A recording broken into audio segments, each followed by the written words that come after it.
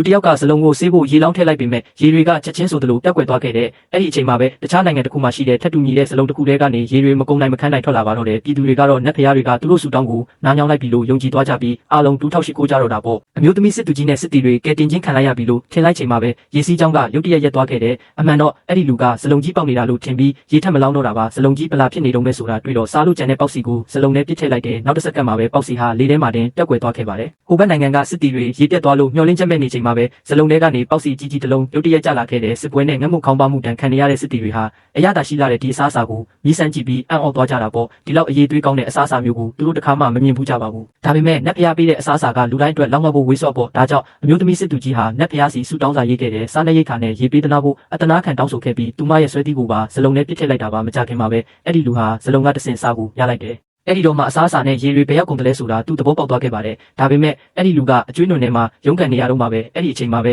အမျိုးသမီးစစ်သူကြီးရဲ့ဆွဲသီးကိုသူသတိထားမိသွားတယ်ဖြစ်တဲ့မှာဒီဆွဲသီးကရှေးဟောင်းပစ္စည်းအနေနဲ့အတော်လေးတန်ဖိုးရှိမယ်လို့စဉ်းစားမိတာနဲ့ရှေးဟောင်းပစ္စည်းဆိုင်စီယူသွားခဲ့ပါတယ်ဆိုင်ရှင်ကလက်ရမြောက်လာတဲ့ဒီဇိုင်းနဲ့အယောင်သွေးကိုမြင်တာနဲ့ဒေါ်လာ9 တန်းပေးပြီးဝယ်မယ်လို့ကမ်းလှမ်းခဲ့ပါတယ်ပထမဆုံးစီးပွားဥစ္စာရလိုက်ပြီးတဲ့နောက်အဲ့ဒီလူဟာအကြီးဆုံးအစားအသောက်လက်ကားတိုင်းနဲ့ဆက်သွယ်ပြီးအဲ့ဒီညမှာပဲစားနေရိတ်ခါအမြောက်များပို့ပေးဖို့မှားလိုက်တယ်ပြီးတော့ရေလောင်းကန်တစ်ခုလုံးကိုငှားပြီးစွမ်းအားမြင့်ရေမော်တာတွေနဲ့စလုံးနဲ့ရေတွေတိုက်ရိုက်လောင်းထည့်ခဲ့ပါတယ်မကြခင်မှာပဲဟိုဘက်နိုင်ငံကစလုံးကြီးဟာစမ်းရည်တွင်းကြီးတစ်ခုလိုရေတွေဒလာဟောထွက်လာပါတော့တယ်ပြည်သူတွေလည်းဝမ်းသာအားရရေတွေကိုခတ်တောက်ကြတာပေါ့အမျိုးသမီးစစ်သူကြီးကလည်းတိုင်းသူပြည်သားအားလုံးကိုရေလာခတ်ကြဖို့ချက်ချင်းအမိန့်ထုတ်ခဲ့တယ်ထို့နောက်စလုံးကတဆင့်စားနေရိတ်ခါတွေမရေတွက်နိုင်အောင်ပို့ပေးခဲ့ပါတယ်စစ်တီတွေဟာဒီလောက်အရေးသွေးကောင်းတဲ့ဆန်တွေကိုတွေးလိုက်ရတော့တအံ့တုတ်ဖြစ်သွားကြတယ်အမျိုးသမီးစစ်သူကြီးဟာစံပြုတ်ဦးကြီးတွေကိုနောက်တစ်ကြိမ်ထက်ချက်ဖို့အမိန့်ပေးခဲ့ပြီးလူတိုင်းဝဝလင်လင်စားရအောင်စီစဉ်ပေးခဲ့တယ်မကြခင်မှာပဲနိုင်ငံရဲ့အငတ်ပေးပြဿနာဟာတက်တာလာခဲ့တော့တဲ့နတ်ဖျားတွေကိုကျေးဇူးတင်ရမှာပါပဲအမျိုးသမီးစစ်သူကြီးကတိုင်းပြည်ထဲမှာရှိတဲ့တန်မိုးကြီးရတနာအားလုံးကိုအဲ့ဒီလူစီပို့ပေးခဲ့တဲ့စလုံးထဲကနေရွှေတွေငွေတွေနဲ့ကြောက်တံပဒများတွေထွက်လာတော့အဲ့ဒီလူလည်းအရန်စိတ်လှုပ်ရှားသွားတာပေါ့ဒီဟာတနာတွေရဲ့အယောင်နဲ့လက်ရာကစောစောကဆွဲတိထက်တောင်ပိုကောင်းနေပါသေးတယ်သူတတိဖြစ်တော့မယ်ဆိုတာသဘောပေါက်လိုက်တယ်ထင်တဲ့အတိုင်းပါပဲ